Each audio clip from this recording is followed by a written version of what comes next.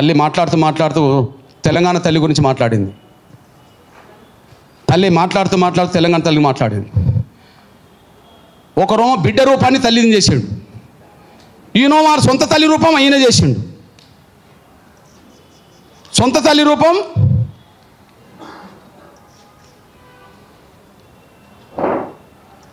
Okay తీసి తల్లి తెలంగాణ. కానీ మీరు చూడండి, నేను తల్లి తెలంగాణ పుస్తకం 2003లో రాశాను. తల్లి తెలంగాణ పుస్తకం 2003లో రాశాను. ఈ తల్లి తెలంగాణ పుస్తకానికి కవర్ పేజ్ నా చాకల ఎల్లమ్మని పెట్టినానని కూడా మీరు మర్చిపోతారు. తల్లి తెలంగాణ పుస్తకానికి కవర్ పేజ్ నేను చాకల ఎల్లమ్మని పెట్టుకున్నా. మా పీడిత వర్గాల కోసం, పీడిత వర్గాల విముక్తి కోసం ఆనాటి రోజుల్లో కష్టపడి మా గౌరవాన్ని, మా అస్తిత్వాన్ని నిలబెట్టడానికి ప్రయత్నం చేసిన చాకల ఎల్లమ్మే మాకు తెలంగాణ నిజమైన తల్లి అని చెప్పి నేను చాకల ఎల్లమ్మను తల్లిగా భావించుకొని నేను అక్కడ పెట్టేశాను. ఇటుయాక అదే చూపెట్టబోతున్నా. ఇంకో ఇది మొన్న రేవంత్ రెడ్డి గారు ఆవిష్కరించిన ఇది. రేవంత్ రెడ్డి గారు ఆవిష్కరించినప్పుడు ఆయన ప్రకటన చేసిండు, చూసిండ్రో లేదో. ఈ తెలంగాణ తల్లిని చూస్తే చిన్నప్పుడట వాళ్ళ సొంత తల్లిని చూసినట్టు అయిందంట. అంటే ఆయన తల్లి రూపాన్ని అర్థం చేస్తాడు కదా మనకు. పోనీ కవితను ఈ మధ్యలో ఒకరు ఇంటర్వ్యూ చేశారు. తెలంగాణ తల్లి విగ్రహం అంత నీ రూపంగా ఉన్నదని అంటుండ్రు కదా అంటే, అవును నేను తెలంగాణ బిడ్డనే కదా, నా రూపం ఉండకపోతే ఎవరి రూపం ఉంటుంది? అరే మా ముస్లిం చెల్లె రూపం అన్నా ఉండాలి, మరి ఆమె రూపం ఎట్లుంటుంది? మా బీసీ చెల్లె రూపం, లలిత రూపం ఉండాలి, మా విమలక రూపం ఉండాలి. ఆయన ఎవరి రూపం తీసుకొచ్చిండు? బిడ్డ రూపం తీసుకొచ్చి నా బిడ్డ ఒప్పుకున్నది. ఆమె ఒప్పుకోవాల్సిన అవసరం లేదు, ముందే ఒప్పుకున్నట్టు అయింది. మీరు చూడండి, ఒకరోజు అక్కడ నిజం ఒకరోజు ఈ ధర్మపురిలో కొప్పుల ఈశ్వరు తల్లి తెలంగాణ విగ్రహాన్ని ఆవిష్కరించడానికి ఈమెమే ముఖ్య అతిథిని పిలిచాడు. ఎవరిని? ఇక మరి కేసీఆర్ కోపం రావద్దంటే, రే నా బిడ్డ రూపంగా పెడితే నా బిడ్డని తీసుకోకుండా నువ్వు ఎవరినో తీసుకొస్తావని అంటాడేమో అని చెప్పి కేసీఆర్ మన కొప్పుల ఈశ్వరు ఈమెనే తీసుకొచ్చాడు, ఆవిష్కరించింది. తల్లి తెలంగాణ విగ్రహానికి ఏ రంగు చీర కట్టినరో కవిత కూడా అదే రంగు చీర కట్టుకున్నది. తల్లి తెలంగాణ ఆ ఎర్ర చీరకు ఏ అంచున్నదో చీరకు ఈమెకు అదే అంచుతోటి వచ్చింది. ఆమె ఏ జాకెట్ కలర్ వేసుకున్నదో ఈమెకు అదే జాకెట్ కలర్ వేసుకున్నది. ఆ జాకెట్కి ఏ అంచున్నదో కవిత జాకెట్ కూడా అదే అంచున్నది. మీరు పిచ్చోళ్ళు రా నాయన, నేను మాత్రం కవితని అని చెప్పి ఆమె ధైర్యంగా చెప్పేసింది. మీరు పిచ్చోళ్ళు, బలహీన వర్గాలు, దళితులు అందరూ కలిసి మా అయ్య ఏం చెప్తే గది చేసేయడానికి సిద్ధంగా ఉన్నారు, కానీ మీరు తెలుసుకునేటట్టు లేరు రా నాయని చెప్పి. ఇది ఏందన్నా, ఏం రూపమే ఇది? కిరీటం తప్ప అంతా ఆమె. కానీ మీరు చూడండి, చాకల ఎల్లమ్మే మా అమ్మ అని చెప్పి నేను వ్యాసం రాశాను. నేను 2003లో ఈ చర్చ జరగకముందే చాకల ఎల్లమ్మ మా తల్లి తెలంగాణ పుస్తకానికి నేను పెట్టుకున్నా. చాకల ఎల్లమ్మను ఆ చర్చ లేదప్పుడు. కానీ ఈ చర్చ వచ్చిన తర్వాత నేను ఎక్స్పోజ్ చేస్తున్న క్రమంలో ఐలమ్మే మా అమ్మ అని చెప్పి నేను వ్యాసమే రాశాను. ప్రధాన పత్రిక ఒక ఆంధ్రజ్యోతికే నేను వ్యాసం రాశాను. అంటే మన అణగారిన వర్గాల్లో ఐక్యత, స్ఫూర్తి ఒకతైరుగానే ఉండాలి, ఒకరినొకరు గౌరవించుకునే కాడు ఉండాలని దాని మీదనే ఈ అభిప్రాయం వ్యక్తం చేయాల్సి వస్తుందనేసి కూడా మీరు మర్చిపోవాలి. మీ అన్నగా పోనీ ఆ రోజే తెలంగాణను దొరలేకపోతున్న జాగ్రత్త అని వ్యాసం రాశా. త్యాగాలు మనమే అవుతున్నాయి, చచ్చిపోయే వాళ్ళందరూ మన వర్గాల వాళ్ళు, కానీ అధికారం వాళ్ళు రావడానికి కుట్ర చేసుకుంటారు, జాగ్రత్త అంటే మన బ్యాచ్ జాగ్రత్త లేకపోవడం వల్ల తెలంగాణలో వెలమలు పరిపాలించారు, ఇప్పుడు రెడ్లు పరిపాలిస్తున్నారు.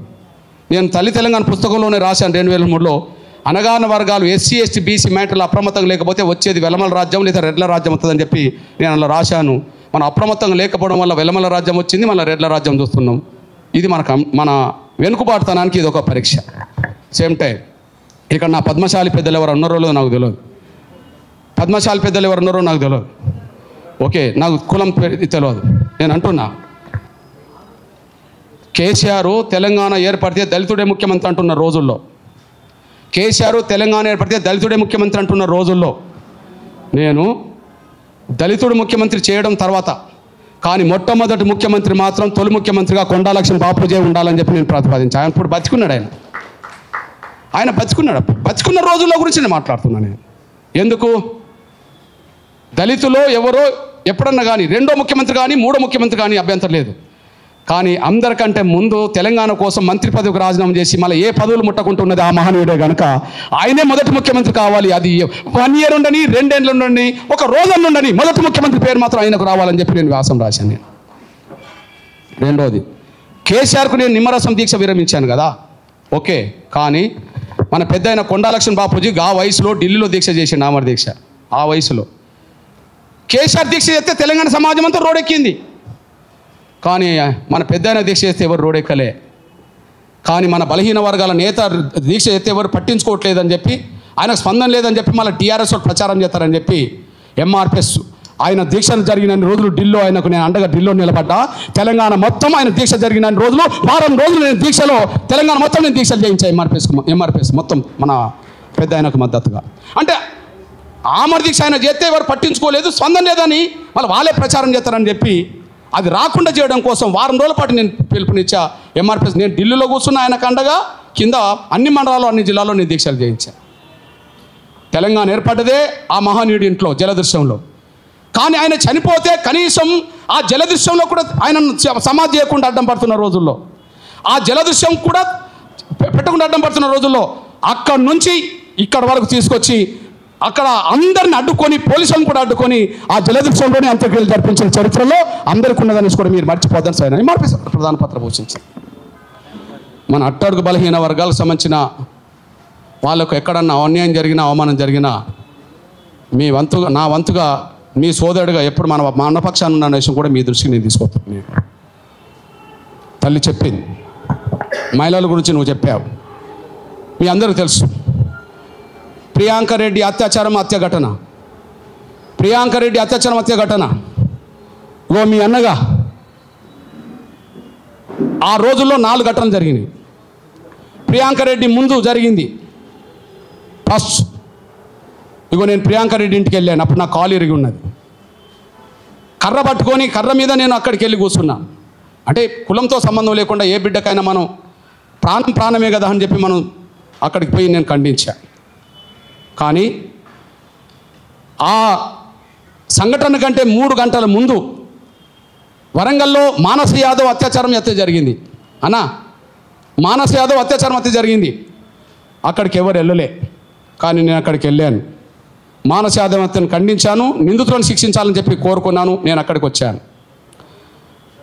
అంతకు 3 రోజుల ముందు ఆసిఫాబాద్ టేకులక్ష్మి బుడగజంగం చెల్లె దారుణంగా అత్యాచారం కూడా చంపబడ్డది. నేను అడవి ప్రాంతానికి వెళ్ళాను.